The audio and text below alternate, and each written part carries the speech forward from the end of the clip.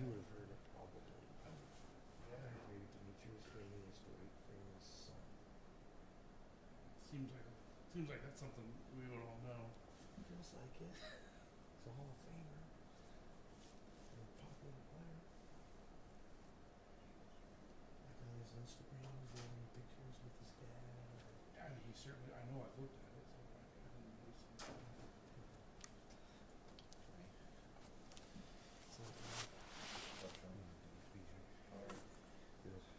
Sorry for your shitty morning. Thanks, man. hey Sean, I slept about 2 hours last night too.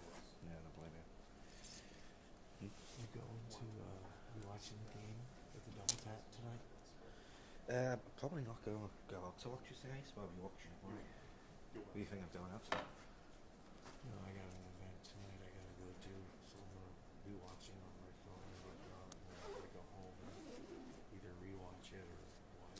Yeah, I'll probably go tomorrow, so I'll probably watch what that ball is, Cotton Ball tomorrow night. But How many matches are left on the English Premier League?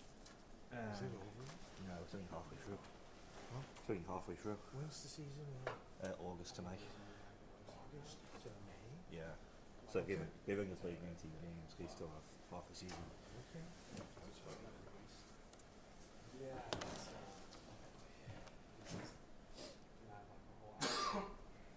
And then of course there's all the other competitions we do, the Champions League, the FA Cup. Yeah, your clubs play in a lot of Yeah. different, they play for a lot of different stuff. Yeah, well, That is a cool thing about football over there. Like, it would be like I'm a Seahawks fan, but we do play in the NFL, but we also compete for other stuff. Yeah, Correct, right? yeah. So yeah, there's two domestic competitions. That would be kind of fun. Yeah, and then there's the Champions League, which is the best teams in Europe. So yeah, So the Champions League is different from the Premier League. yeah, Now, what is considered more prestigious to win? Champions League. Because it's different countries. It's the best teams from European countries. Yes. Versus the best teams from England. Yeah, which is the top 20, which is still a big deal. But Obviously. because they get players from everywhere to come to that league. It's not only players from England playing in EPL. Exactly. Around the world. Yeah. So I mean, Premier League's still prestigious. You know, I really enjoy those Amazon Prime All or Nothing docu-series on soccer. Yeah, To me, the soccer ones are better than the American football ones because I learn more about the sports and the stories. Yeah. And I'm interested. They've just announced the MLS one today, just like for all of MLS. They're doing All or Nothing MLS? Yeah. It's Apple, well, not Amazon. But yeah, it's the same people. Yeah. I like those docu-series. So, no, I think that gets released sometime in these next couple of months.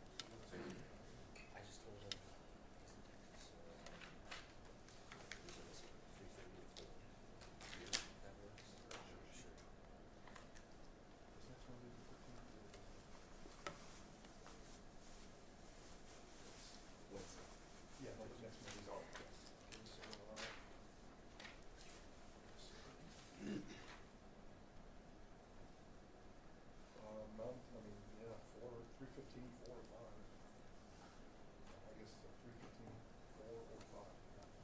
Okay. For 15 million, whichever works best. Yeah, sure.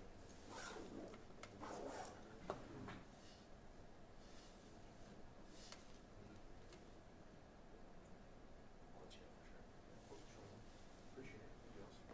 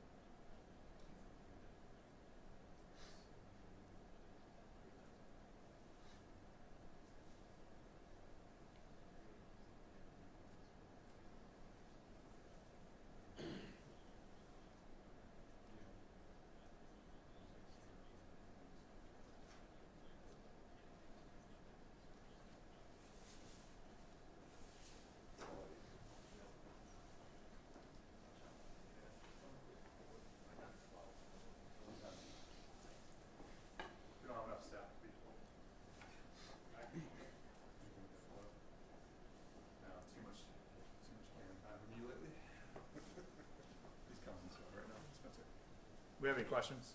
We're good? I won't see you guys till August, so.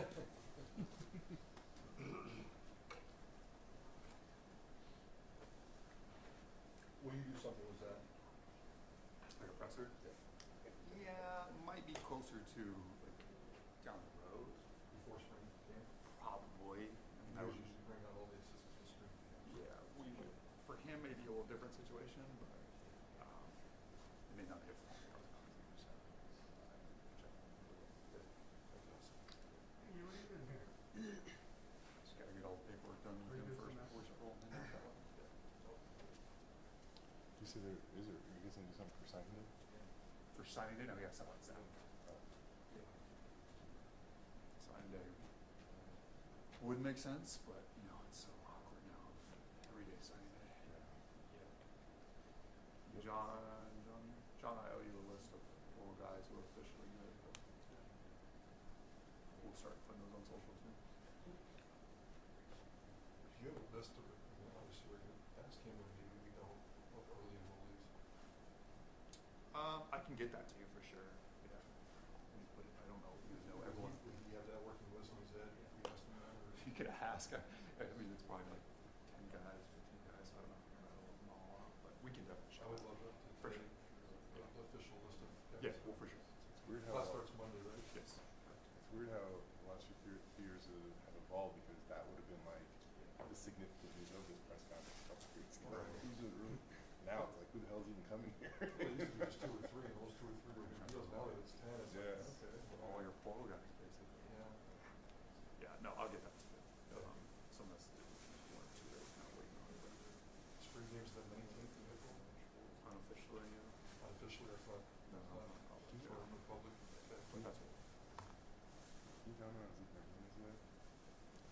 He's a walk-on. This is an undergraduate, I don't know. Usually walk-ons have to walk into a classroom. Yeah, you that's why I'm stopping. Like because he's a walk-on, he has to be technically in class. Yeah. So probably not. Okay. But you can talk about the work on. Yeah. You have a working day. What 19 work on. 2 weeks off.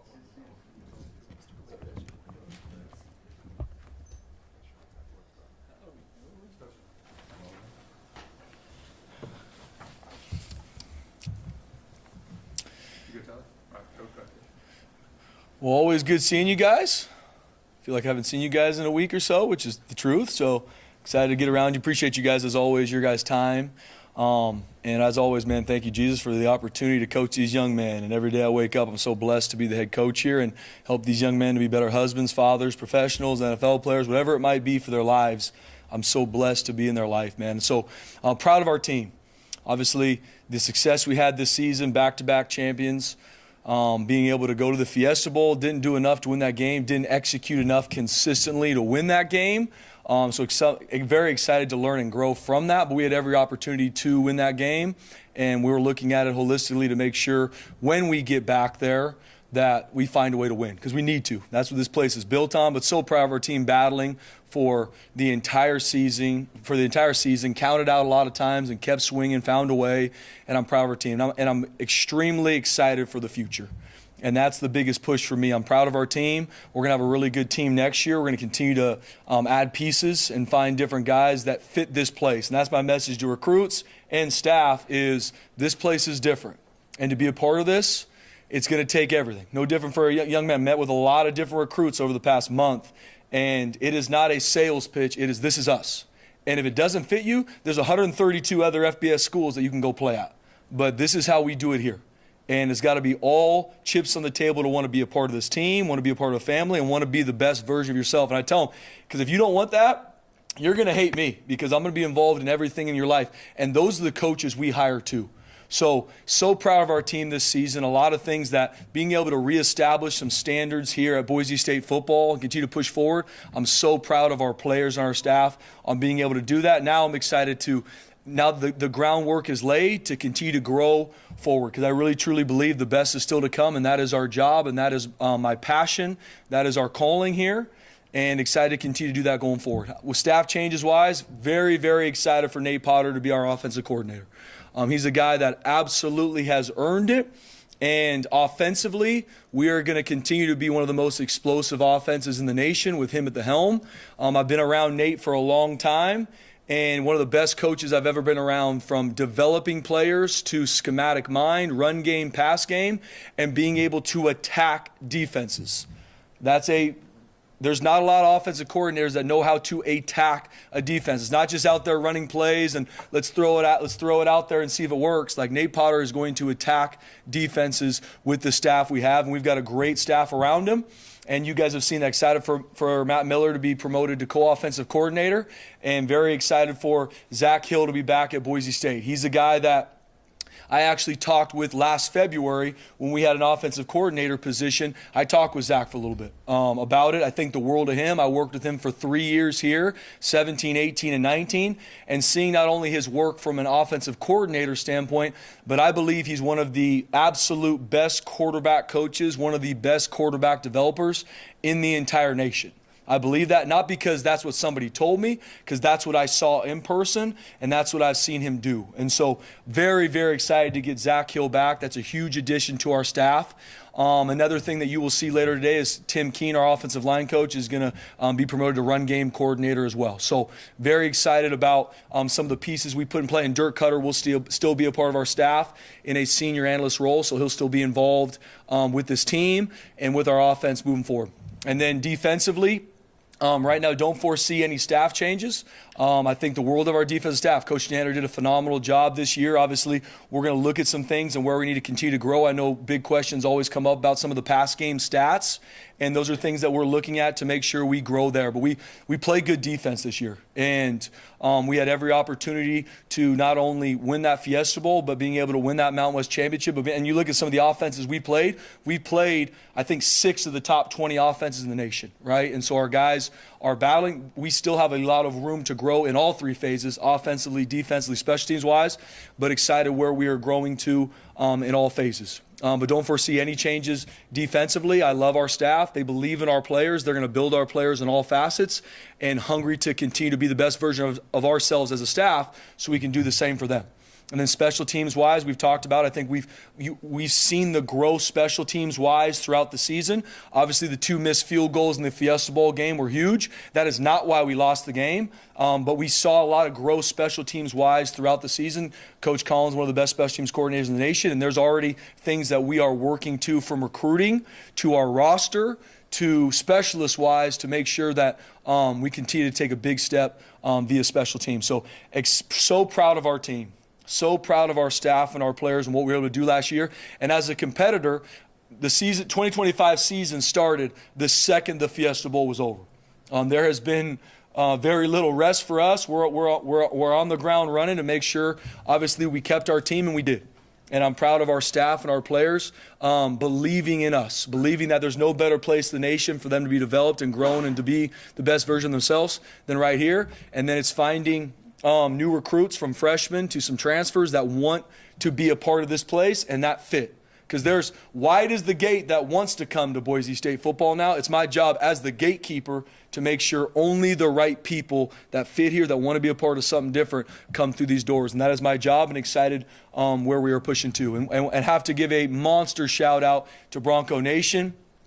Not only just how they travel to the Fiesta Bowl game, and people, this is a blue-collar community. I am very aware of a lot of people probably sacrificed Christmas and gifts to find a way to go down to Arizona and support this team. So Bronco Nation, thank you from the bottom of my heart. That does not go unnoticed. That was a huge deal for us when we took that field against Penn State to see us in full force down there. And then the 7 games, 7 sellouts, being undefeated on the blue this season, first time in a while. So proud of Bronco Nation making that the biggest home field advantage in the nation. So thank you. And then going forward, very open about the fact that this is going to take everybody's support to continue to push forward. We need to make sure that we don't play in a Fiesta Bowl 10 years from now. We need to make sure it doesn't take a decade to get back there. That is my job. That is my calling. I believe Jesus called me here to make sure we develop people and push this forward. And that's why everybody's been called to this place for such a time. So we got to make sure that it doesn't take 10 years to get back. I believe in our team we're going to have next year. I'm not going to make any promises, no different like I didn't last season. But I know we're going to have more than enough from a player standpoint to continue to push the needle. Now it's going to take everybody's support to make sure we keep our best players here in Idaho, right here at Boise State. And that's going to take everybody. It's not just going to take a couple big supporters. It's going to take everybody. And that's my big push this offseason, is to make sure, from small businesses to individuals, I'm going to try and meet with everybody I can to make sure they hear my heart and our message, that we need everybody's help to make sure we support our players here at Boise State. We need everybody, from $10 to $25 to whatever. Every bit counts. And as a community right now, they love their team. That field storming, when we won the Mountain West Championship and seeing it, like, we got to make sure that continues to happen here. And it's going to take, obviously, our staff's work, our players' work, but it's going to take the entire community. From here to northern Idaho to whoever. It's going to take everybody's help, from the state's help, from the support we get from them, to obviously our university, to everybody in this state. I am making that message loud and clear that we need everybody's help. And I know if we all come together, because that's what makes Boise State football and this state different, is we support each other here. We're not pointing the finger, and there's a lot of schools around the country that are talking about what they don't have and playing the blame game and woe is me. No, we're not going to do that. We have enough, and I'm excited of where I know we can push to. I think there's over 180,000 small businesses in in Idaho. We got to get in front of every single one of them and say, hey, what can you do to support Boise State football? How we're developing people. How we're doing. Is that $10? Awesome. Is it 50? Is it 100? Is it 1,000? Let's go. And how we're going to continue to develop this and push this going forward. It's going to take everybody. I know if we continue to link arms as a state to support this football team, to support the mission we are doing, because it's not just to win games. Yes, that's what everybody wants. It is to develop champions in life. That is why I am here. And every dollar counts to make sure not only we take care of our players that are here and earned it right here at Boise State, but also making sure we keep our staff. So I am so excited for the future. We are tirelessly going to work to continue to build these young men to be champions in life and make sure that when the 2025 season, Game 1 starts, we are ready, and we got a lot of work to do. We're proud of our team, proud of the success we've had this season, excited to learn and grow going forward. You were able to keep quite a few guys that probably could have found other opportunities in the transfer portal. How pleased were you with that retention, and how important is it now today in today's world to get guys who, like you said, are all in? It's everything. I mean, we got a great group of young men here. We had a great group of seniors, obviously grouping Ashton into that too, with him declaring for the NFL draft. That is earned. But we got a really good group coming back too that loves this place. And that's where I start every single conversation with my players is, do you want to be here? And every single one of them said, Coach, I want to be at Boise State. This is where I know I'm supposed to be. And the landscape is there's a lot of things pulling at these young men, telling them what they should be thinking about, telling them what they think they should be doing. And these young men, man, it's family. They said, Coach, I know I want to be right here at Boise State, and then it's my job to make sure we continue to develop them better than anywhere else in the country, from our staff to our support. And then that's my push from the community to make sure we continue to raise financial support to make sure there's no better place for them than right here. But I'm so proud of our team, so proud of our staff and our players, because there was no hesitation. Coach, I want to be at Boise State. I know that's the best place for me, and let's go to work. And I promise you, we have our guys will be back in town Sunday for a team meeting. We'll have our first official team meeting in regards to kicking off the season on Wednesday. And we're going to hit the ground running on Thursday. And I promise you our guys are going to be humble and hungry to continue to learn and grow. That's our team. And new guys that come in, I'm going to tell them, what you got to do, look at these returners. Watch them. Do what they're supposed to do. And it's going to be on. And I can't wait to get around them and push forward. Dirk threw out some numbers to us recently. Was the biggest threat to your players other schools trying to lure them with money? Spencer? Yeah, Jay, I mean, and I've been open about that, and a lot of coaches around the country have. Yes, that was a huge part of it. That's happening everywhere, though. And that's why my message going forward, and I want to make sure I do a better job, is not pointing at the problem. That's happening everywhere. 133 FBS schools, everybody's at a different place. And we've got, I'd say, at least 14, 15 guys that had colleges or whoever's calling them, telling them, hey, if you leave, you're going to make this or this is going to happen to you. That's happening everywhere, though. That's an issue that everybody's fighting, that everybody's battling. For me, I'm so proud of our guys not listening to the outside noise and the things that are being dangled, that a lot of it, first off, is not true. A lot of it is fake numbers and just so much ambiguity in that space that what even is real. And I'm just so proud of our guys not listening to that, focusing on what really matters, which is their focus, and then focused on them growing and developing right here at Boise State football and seeing them do it. I'm so proud of our team. But it's happening, Jay, and that's where that's happening for our players' parents. That's happening to our players' high school coaches, where where there is success, which we have had, a lot of people want that. And a lot of people want to take our players or our coaches, and that's where I don't hit the ground running on being frustrated about those things. My thing is making sure there's no better place for our players to develop here. And as a staff or a coach, there's no better place for you to achieve everything you got into this profession for than right here.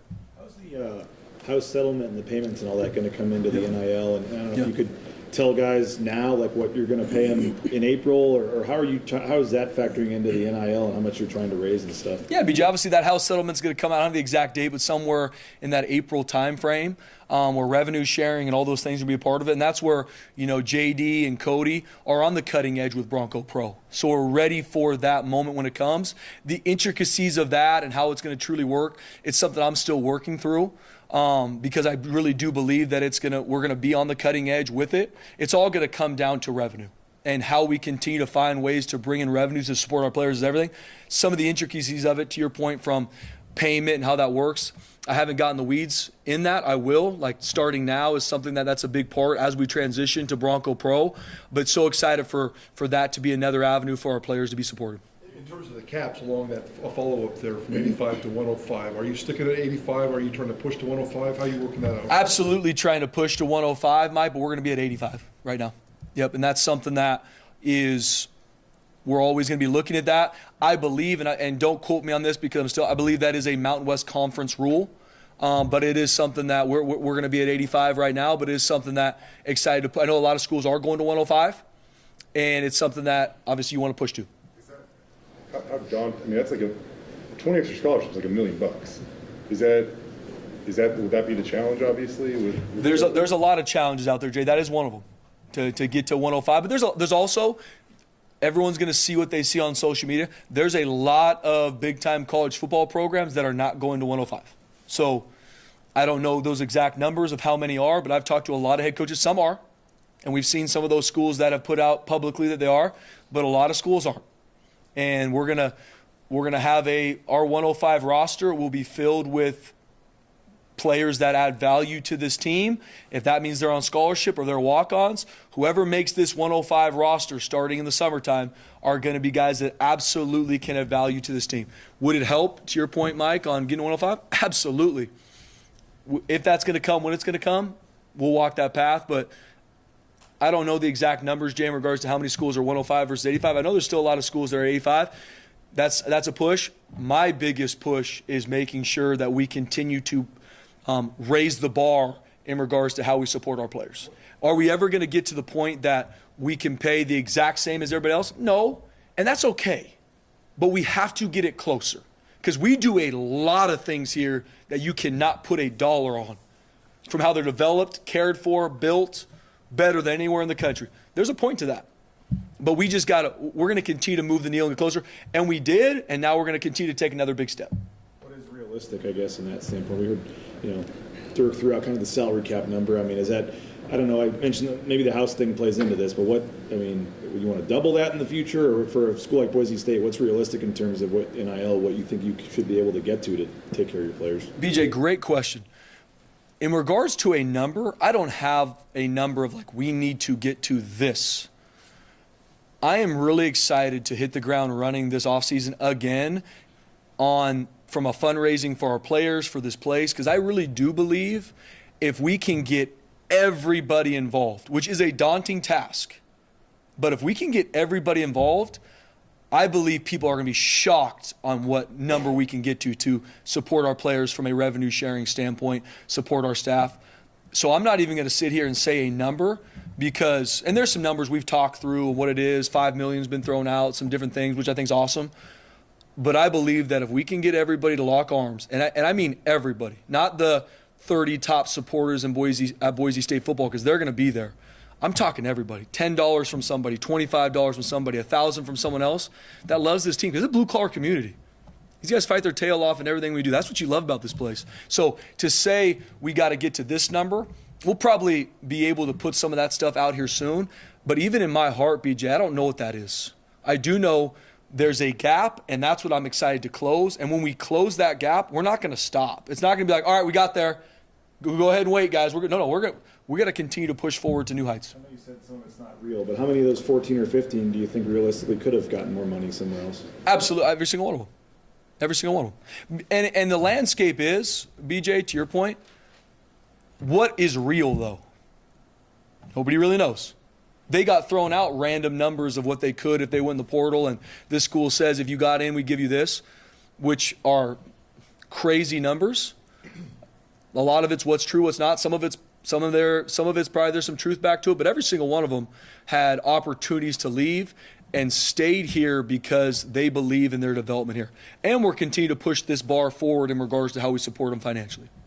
Our perspective, Spencer, what makes Zach Hill a good quarterback coach? Yeah. I mean, the fit, obviously, you wouldn't have hired him if it wasn't for the fit. So I want to know what you think about him as a quarterback coach. And I guess the follow-up to that is, you know, the NCAA stuff, the show cause, the recruiting stuff. Can you kind of clear up exactly what you know? Yeah, absolutely. So in regards to Zach, being around him for 3 years I was able to see firsthand, not only, and at that point he's the offensive coordinator, so being able to see him operate and lead an offense was awesome. Being able to see him be on the cutting edge, to very similar to our offense right now, right? Kind of in the bones of Boise State, seeing him to be on the cutting edge there, but seeing his development with Brett Rippon, with Jalen, with Hank, and I'm sure I'm probably missing one on the road, seeing them where they started and how they continue to grow and improve week to week, year to year, was really impressive for me to watch, and how he did it too. How he was able to walk the path these young men every day while still being the offensive coordinator. And so, and I've also, even prior to that point, that's my personal opinion, watching it with my own two eyes, Mike, but then making a lot of calls across the country on guys that have worked with them, from the Seahawks to Arizona State to even at Eastern Washington, some guys that he's been around. He's got a really good reputation even outside these walls and being one of the best quarterback developers in the nation. So seeing it with my own two eyes, Mike, and then people's opinion that I trust that have been around him even when I wasn't, I really do believe it's a slam dunk hire. In regards to some of the recruiting things that came up when he was at Arizona State, worked through a lot of those even when I called him in February, kind of picking his brain about the offensive coordinator job. So it's something that we have a plan for. Not going to speak about it yet, but we have a plan for in regards to what that's going to look like going forward, with him being able to, starting the summertime, recruit on campus, with now the rule of being able to have 10 coaches on the road. You can pick on who those are, the accountable coaches. And that's something I'll be open about when we get to the summertime. But I had a plan back in February if we went that way, and we have a plan now that I know will keep us on the cutting edge recruiting-wise. What do you think that the QB room looks like? I mean, we kind of know what you have in there. Yep. You plan to add somebody else, and I mean, the NIL space kind of maybe took away a potential prospect kind of late in the game for you guys. It seems like, in December or whatever. So, yeah, what do you think that QB room kind of looks like? Yep, so obviously Maddox, first and foremost, think the absolute world of Maddox Madsen. How he played this year, how he led our team, an absolute relentless competitor. And he is going to take another big step this year. And Maddox Madsen's best football is in front of him. I really do believe he's one of the best quarterbacks in the country, period, point blank. Being able to have Zach Hill here as well, to be able to continue to push his game forward, because I know he will. I mean, Zach Hill is a quarterback developer, and a guy like Maddox Madsen, who thrives on coaching, who thrives on being held to high standards. Maddox's best football is in front of him. In regards to the rest of the room, Max Cutforth is going to be put on scholarship starting this semester. He's earned it. I believe in him, and I actually had that conversation with him 2 hours earlier today. And then Caleb Annette's a young freshman that was on scout team this year that we think the absolute world of. And then going forward, there's a couple other things. Zeke Martinez is a guy that's going to be coming here as a walk-on, starting here in a couple days. So excited to get him here on campus. And then we're going to go out on the road and recruit and see what the 25 situation is. Our goal right now is to go find a 25 quarterback or someone from the transfer portal that fits what we're looking for. Does that make sense? And that's going to be kind of our push going forward. Do you feel good, I guess, with Max as that number 2, or do you need a guy that can come in and push Maddox and really compete there? I feel really good about Max Cutforth. Now, am I telling you right now, BJ, that he's going to be our number 2 start the season? Absolutely not. I didn't tell him that either. I said, you got to compete. I know Caleb Annette's going to want to be the number 2. And hopefully both those guys at some point want to start here. And so that's my message to all of them. And so I believe in our quarterbacks we have currently here in this building, but we are going to continue to go out and find the best fit that fits here. The reality of the quarterback recruiting space is if you are going to go out and try and find the right fit in the transfer portal or junior colleges, those young men are going to want to come in a situation where there's not a returning starter. Majority of those players, right? So when you have a returning starter that's had the success that Maddox has had, it's hard to find the right guys that want to come in and compete and add value in that room, which is fine because I'm very open about where it is and who we have in this room. So that's where, as we go through January, we're going to look to see the absolute best 25 freshmen that we can sign in February or a junior college transfer portal player that fits this place and knows what it is. So much of it for the quarterback is going to be the fit and do they want to be here and compete. And that's where I've got a bunch of names that me and the offensive staff have worked through, and we're going to walk that path in January. Any clarity? See 5 pretty good names out there for the running back room. What's your plans for the running back room? Yep, still something we're working through, Mike. Obviously, right now, through finishing the season, Mike, keeping our team, which I'm so proud of our players and our staff, and then some of the recruits that we've brought in, we're going to get to work. And you guys know me. From transfers to people that have not been here, I'm not going to speak to it because I haven't seen them do anything in front of my own 2 eyes. Now, we go through spring ball and we finish spring ball, Mike. I'm going to be able to speak to a lot. I think we got some really good guys coming in. I believe we've got some of the best running backs in the country right here at Boise State football right now. Sire Gaines, Breezy Dubar, Dylan Riley, I think are some of the top backs around.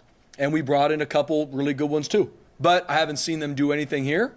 I'm excited about them. So in regards to how that's going to look and how we'll go through it, that's what spring ball's for. We're going to have a plan to make sure we're going to probably have some packages to use 2 on the field at one time as well, which you guys have seen in years past, because that's going to be a room that we're going to have a lot of talented guys in. So that's something I know our offense, our defensive staff through January and February prior to spring ball is going to see who are our best 11, who are our best package guys, in all 3 phases, special teams included. So when we go through spring ball, we're going to see how that all shakes down.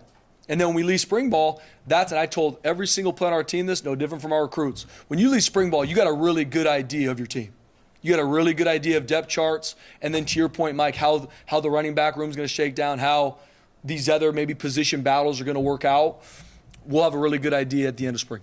What was the conversation like to your returning running backs when you went out and got not one, but 2 transfers, and those guys are probably thinking they're going to take over as RB1 or be there, and then you bring in 2 other guys. How'd that kind of go, and are you kind of covering yourself in case one of them decides to leave, or just are you expecting all 5? Obviously, they're all going to be here now, but what's kind of the big picture, how they're all seeing this? Yeah, I mean, I'm very open with all our guys. No different in one-on-one meetings to everything we do. We carry 5 scholarship running backs. That's what we carry here.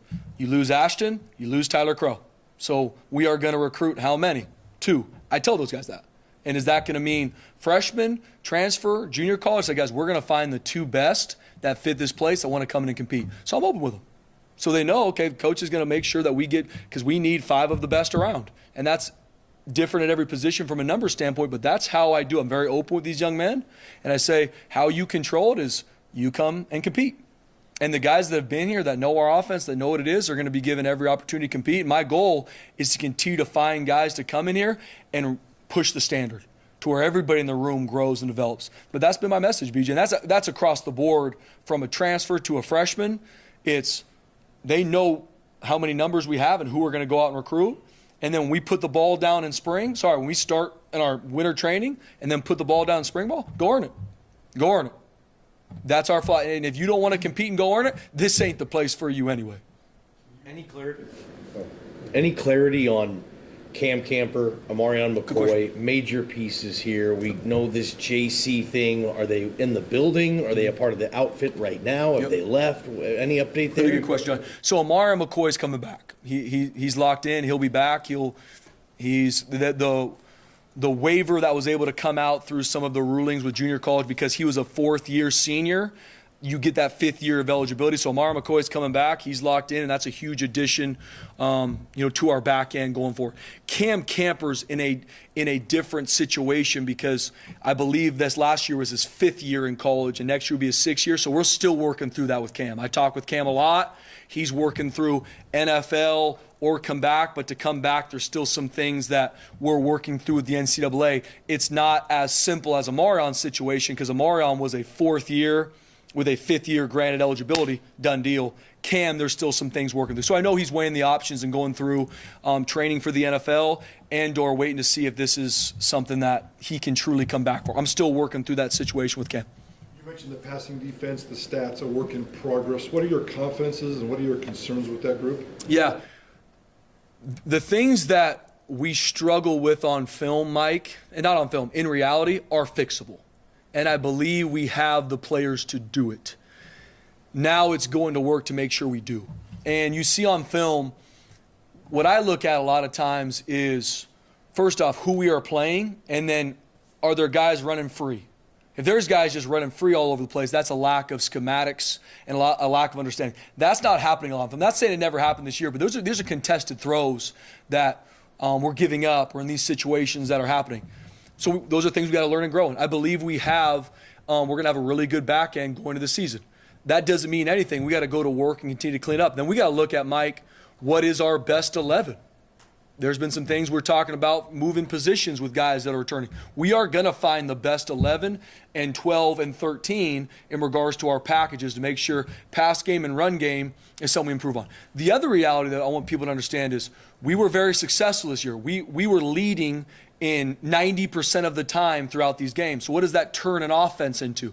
More of a pass offense, right? So things are going to be different. In the fourth quarter of the majority of the games we played, these offenses turn into passing offenses because they have to accumulate points to go try and win the game. So there's a lot of things when I look at it, not running from the fact that we need to grow in our pass game. There's some things in the run game we need to grow in too.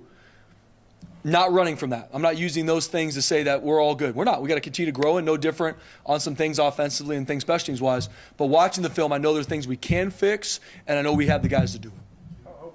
When that ruling came down with McCoy, I mean, you're thinking you're going to have to replace him. He's a all league type kind of guy. I mean, just to all of a sudden have him for another year, how big of a deal is that? It's a huge deal. And Amara McCoy, for who he is for this team, seeing his growth as a leader on this team, seeing who he was when he first came here 2 years ago to who he is now, it's a monster deal for our team getting back. And I believe his best football is in front of him. And I'm very aware with him. And, hey, these are the couple things we need to improve and fix on to not only have your best last season in college, but also make sure you get to the NFL, which is a huge goal of his. Just talk about Q1, Brian. Is that okay? I can't. Okay, Yep. sorry. Just to refresh and clarify, you mentioned people that want to contribute, like business owners or individuals. Is there an easy place they can go to? Is there a link? Really good question. That is something that me and JD and Cody and our fundraising team are actually going to sit down and talk through today and tomorrow because I want it to be very simple for everybody. Obviously, anybody can go contact the Boise Football Horseshoe Collective. Right? That's the easiest way right now to contact them or send a check to Boise State football. Those are two easy ways. But I even want to make it even more seamless. There are some things that someone sent me about even having PayPal on there. I want it to be very simple. I don't know if you sent me that, BJ, but someone sent me that. I'm like, those are good ideas. I want it to be as simple as signing up for Netflix for somebody to be able to support our team. Not only just lump sum, but even monthly. Like I want to create a lot of opportunities because there's a lot of people that want to help this team, help our players. And it's not just the guys with quote unquote that are our big supporters. It's going to take everybody. And I want to make that very easy. And so when we do create some of these things, I will be in front of the media to make sure it's very open for everybody to know what that looks like. Spencer, in terms of the offensive and defensive lines, is it fair to say that the offensive line, one of the priorities this summer, this offseason will be to find a little bit more athleticism, to get them out in space and get to work a little bit more out there, and then the defensive line, especially the interior part, and maybe a complement to JVM, a little bit more physicality in the defensive line? Yeah, good question, Mike. Going through it, the month of January is a big self-scout month for us. Obviously, we did a lot of that even prior to playing the Fiesta Bowl with that break. But when I look at our offensive line, obviously losing Ben Dooley, who's such a big leader and such a big mentality player for us, Mike, that is something that we have to look to replace. We've got answers for it.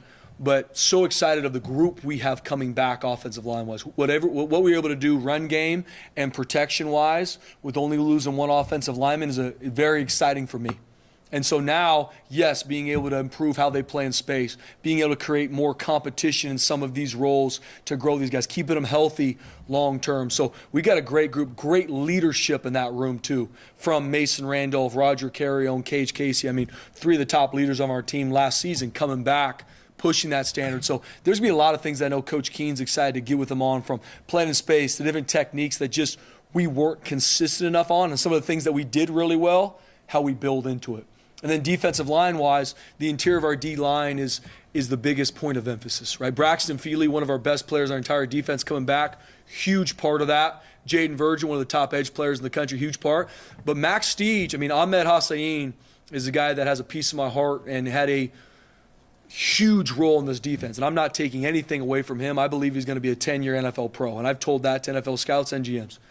But I believe Max Steege is going to do a really good job for us. And the times he's gone in, who he is as a competitor, who he is as a football player, I believe his best football is in front of us. So, and then there's some young D tackles that did a good job. We've obviously been able to bring in some D tackles that I can't speak to yet because they haven't done anything yet here.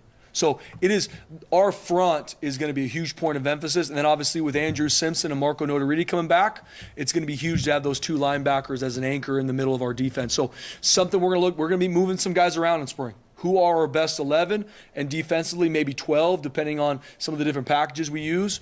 So we have some ideas, but we're going to work through those through January, February, and then you guys are going to see it in spring ball, kind of see where these guys are at.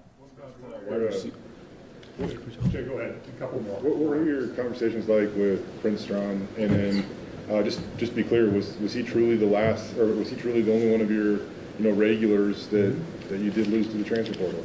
Yeah, he was, Jay.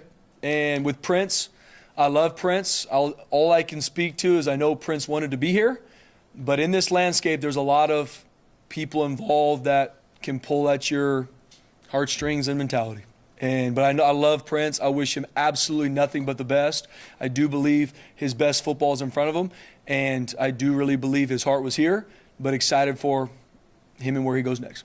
So what does that leave you with that receiver? Yep. And I know you don't know about Cam Camper, but do you need to go find another Cam Camper, out of the portal again this year? Or yeah, receiver is a big point of need that we're working through right now, BJ, from recruiting to some guys stepping up. Obviously, Latrell Caples we think the world of. Austin Bolt has a good season. There's a lot more meat on the bone for him. So those 2 for sure. Chase Penry, Ben Ford played a lot for us and need to continue to play more. So feel really good about that core. And I think Cam Bates, our true freshman, you're going to see a lot more of Cam Bates. I mean, Cam Bates, I think, could be one of the better ones we've had here. Then we brought some guys in, and as the freshmen and as we bring transfers in, we're going to see how they compete. I'm not going to speak to him. Chris Marshall, him being healthy and him being able to compete the way we need him to in spring ball. I mean, he's obviously one of the most talented receivers on our team, but he's got to be able to do it consistently. And I've had really good talks with Chris, and I'm very, very excited for his spring and him being able to do it consistently.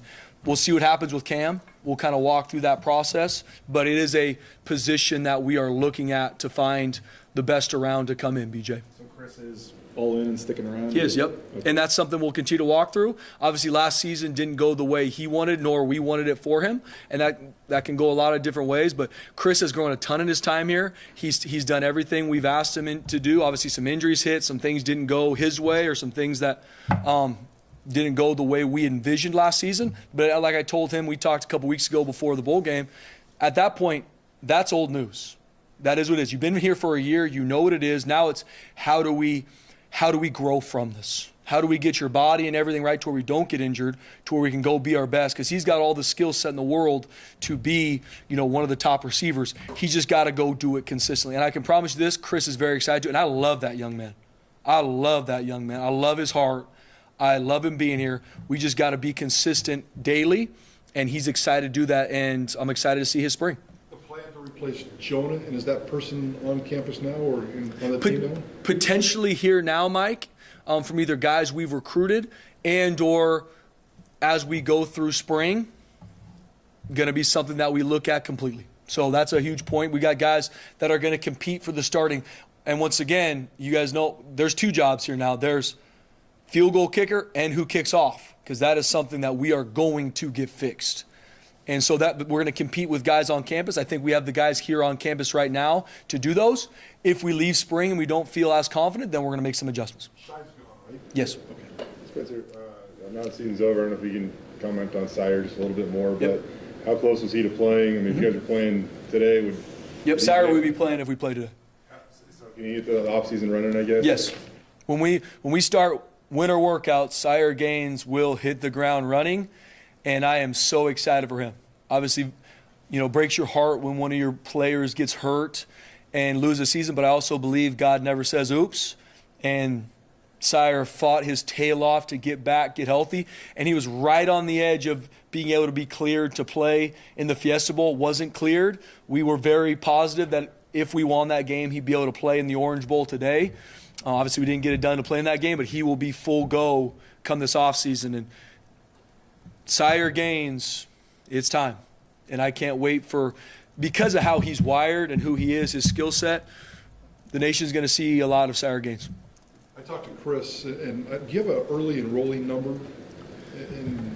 I believe it is, Mike, off the top of my head, I want to say 15 is what we're bringing in right now from freshmen to transfers from an early enrollee. I'll get back to you on that. It's either 15 or 16, I think. Yeah. Okay. They'll be here on Monday, it's Sunday night? Yep. We know how important retaining your coaching staff was. Was that pool increased to keep those guys or anything? Absolutely, and JD has done a phenomenal job, and that's a big push. It's not just where we are at from a salary pool standpoint. It's you got to look across even the new Pac-12. Like, where are their salaries at? Where do we need to get to? Because winning back-to-back championships, doing some of these things, the only way to continue to do that is to push the bar financially from taking care of staff, and obviously very open about what that means in regards to taking care of our players. So I appreciate JD so much. We've been able to push that salary pool forward, and it's even something that I'm going to continue to work to push you more. And me and Jeremiah are lockstep in that. Yep. Cool. Thank you, guys. Thanks, Coach. Appreciate you guys. And just to clarify, 85, right? You're going, on August 30th, you'll have 85 players on your roster. All scholarship, full scholarship. And can you still do walk-ons up to 105 then? To be determined. Yep. That part's all. Like there's, lots of legislation coming there. Once the House comes in April, then we So right now that is our plan. Is nothing has changed for us. We're at 85.